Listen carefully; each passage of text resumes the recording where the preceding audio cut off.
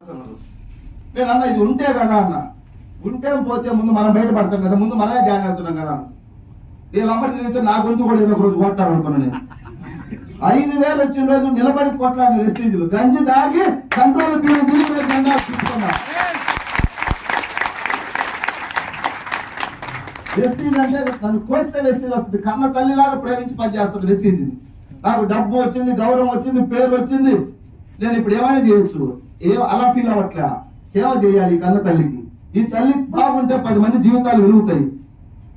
దీన్ని మార్కెట్లోకి తీసుకెళ్ళాలి, ప్రజల్లోకి వెళ్ళాలి. మార్కెట్లోకి రాబోయే 10 సంవత్సరాల తర్వాత ఎంఎస్ఆర్ బతుకుంటే హర్ వెస్టేజ్ ఘర్ వెస్టేజ్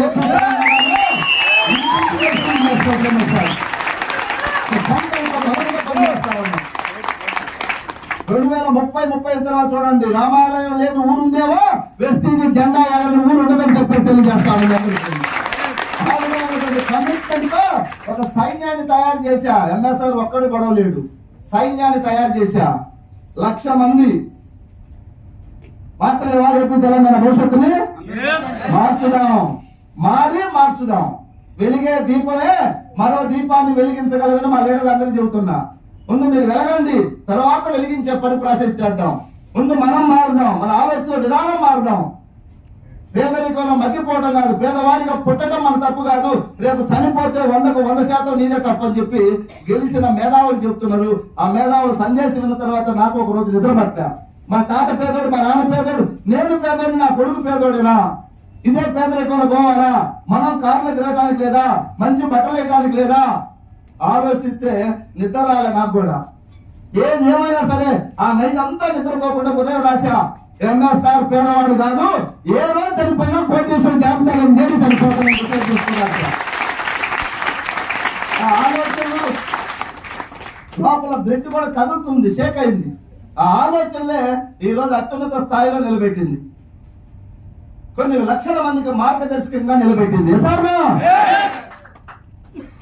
దయచేసి మీరు కూడా వృతా భక్తిగా ఎంతో కొంత హెల్ప్ చేద్దాం. ఈ దేశానికి మహానుభావులు అంబేద్కర్ గారు, అబ్దుల్ కలాం గారు, స్వామి వివేకానంద ఇట్లా చెప్పుకుంటూ పోతే ఎంతో మంది వాళ్ళ జీవితాలు సమాజం కోసమే పోరాడారు కదా. ఇదే నెల కదా వాళ్ళు పుట్టింది కూడా, ఈ భారతదేశమే కదా. ఈ భరత గడ్డ మీద పుట్టిన మహనీయులు పుట్టిన గడ్డలో మనం కూడా ఉడతా భక్తిగా వాళ్ళ ఆశయాలకి, మంచి కుల మతాలు లేనటువంటి సమాజం, పేదరికం లేని నవ సమాజం కోసం పాటుపడిపోయిన వాళ్ళు మనం కూడా ఉడతా భక్తి ఎంతో కొంత హెల్ప్ చేద్దాం. నీ దగ్గర శక్తి ఉంది, రా అందరూ కలిసిపోదాం. ఆ నెగిటివ్ మైండ్ పెట్టుకొని నేనే మోనార్కుడు, నేనే తోపుకొని అది కూర్చుంటే ఏం ఉపయోగం నీ వల్ల సమాజానికి? ఏదో డైలాగ్ ఉంది కదా, ఏమరా బాలరాజు నీ వల్ల ఉపయోగం అని చెప్పేసి, ఏం ఉపయోగం? పుడితివి, తింటివి, పోతివి, ఇదే నా జీవితం అంటే. ఎక్కడే సజీవం. నేను స్వామి వివేకానంద రాసిన కొటేషన్, క్రిమి వల్లే పుట్టి క్రిమి వల్లే మరణించే కన్నా ఈ సమాజంలో నీకు కొన్ని ఆనవాళ్ళు ఉండాలన్నాడు. చదివినప్పుడు అనుకున్నా నేను, మనకు కాదు ఇదేదో ఐపీఎస్ ఐఏఎస్లకు మంత్రులకు ముఖ్యమంత్రులకేమో అనుకున్నా. అప్పట్లో వెస్టీజీలో మీటింగ్ ఉన్న తర్వాత అనుకున్నా, నేను క్రిమి వల్లే పుట్టినా క్రిమి వల్లే మరణించను, నేను పోతే 1,00,000 మంది గుండెల్లో నిలుసుకొని పోవాలని చెప్పేసి పోరాడితే ఈ సంకల్పం వచ్చింది. ఏ రోజు నాకు తెలుసు అని అహంకారం రాలే, నాకు ఇప్పటికీ రాలేదు, నేను ఉన్న రోజు రాలేదు. నాకు నిరంతరం నేర్చుకుంటూ, తెలుసుకుంటూ, అందరినీ ప్రేమిస్తూ, గౌరవిస్తూ ముందుకెళ్తాను. సమాజానికి మనం పోతే కాపీ అదే మన ఆశయాలే. ఈ సంపాదించిన డబ్బు, ఈ కార్లు, ఈ హోదా మన ఎంట రాదు. నలుగురికి మంచి చేసిపోదాం, మంచి మాత్రమే చూద్దాం, మంచి గురించి ఆలోచిద్దాం. ప్రతి మనిషిని కూడా మనం చేతనైనంత వరకు మార్చడానికే ట్రై చేయాలి. ఎవడా కాదా? వీడు పనికిరాడు, వాడు పనికిరాడు, వీడు పనికిరాడు, వీడు పనికిరాడు అంటే లాస్ట్ నేను పనికిరాడు. అందరినీ గౌరవిద్దాం, ప్రేమిద్దాం, అభిమానిద్దాం, ఆరాధిద్దాం. ఒక్కొక్కరు టైంకి ఒక్కొక్కరు మారుతారు. ఒక్క మీటింగ్ లోనే కొంతమంది మహానుభావులు వాళ్ళని బుజ్జగించి, లాలించి, ప్రేమిస్తే 30, 40, 50 మీటింగ్కి వచ్చినాక మారిన వాళ్ళు కూడా ఉన్నారు. ఎవరు ఎప్పుడు మారుతారో తెలియదు. ఒక తల్లి పాత్ర లాగా తీసుకొని అందరినీ గౌరవిస్తూ, ప్రేమిస్తూ పోతా ఉన్నాం. సో వెస్టీజీ గొప్పదే, మనవాడికి అర్థం కావడానికి టైం పడుతుంది. ఒక్క మీటింగ్ లోనే మారలేదని అతని మీద మనం డూమ్డామ్ అనడానికి లేదు. అవునా కదా? తల మీద శనిగ్రహాలు ఎన్నో సంవత్సరాల నుంచి ఉన్నాయి, ఒక మీటింగ్ లో పోతాయి సార్. టైం పడుతుంది, మెల్లమెల్లగా. మొన్న ఒక ఆయన అడుగుతున్నాను నన్ను, సార్ ఈ షాంపూ వాడితే, మీ షాంపూ వాడితే సుండ్రు పోతా అన్నాడు. ఎవరు షాంపూ? నేను తయారు చేసిన అంటే నెగిటివ్ పర్సన్ అని కిందికి పైకి చూసిన. సార్ షాంపూ వాడితే చుట్టూ పోతుంది కానీ దరిద్రం పోస్తారు. అదే సార్ నీకు ఎంత వస్తున్నాయి సార్ జీతం అంటే నాకు 25,000 అన్నాడు. మరి దరిద్రం కాదు 25,000 జీతం అంటే పేదరికం. ఒక 4 మీటర్లకు రాసారని చెప్పారు, రాలే 6 నెలలు అవుతుంది. మనం ఏం చెప్తాం, చుట్టూ పోతే ఏమి ఉంటాయి సార్, డబ్బు కదా కావాల్సింది. నిజంగా చెప్పాలంటే నన్ను కూడా స్టార్టింగ్ లో మా వాడు ఒకడు అన్నాడు, ఈ నీమ్ సోప్ వాడిను. నీమ్ అంటే ఏంది, వేప తులసి పుదీనా. నాకు కరెక్ట్ తెలియదు, అందుకే వేపని కాడ అయితే మీరు వాళ్ళే.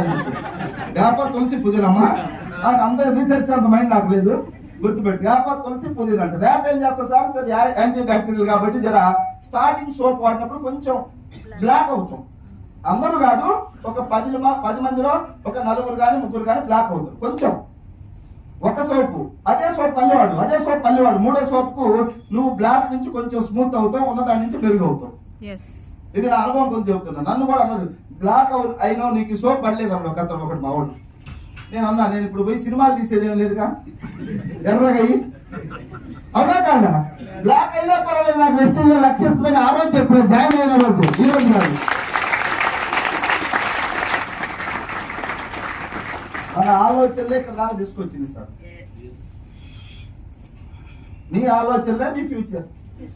దేవుడు అవకాశం ఇచ్చింది అందరికి, మీ చేతుల్లో ఉంది. అవునా కదా, జర అందరూ పాజిటివ్ ఆలోచించండి. వెస్టీజ్ దొరకటం పూర్వజన్మ సుకృతం.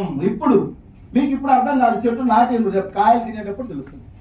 ఈ రోజు నేను వెస్టీజ్ లో జాయిన్ అయినప్పుడు నేను ఒక్కనే వెస్టీజ్ కి దండం పెట్టేవాడిని, గౌరవించేవాడిని. ఈ రోజు మా అత్త, మా మామ, పిల్లడిచ్చిన మా భార్య వాళ్ళ చుట్టాలు, మా కొడుకు కూతురు, వాళ్ళ మనవాళ్ళు అందరూ దండం పెడతారు వెస్టీజ్ కంపెనీకి.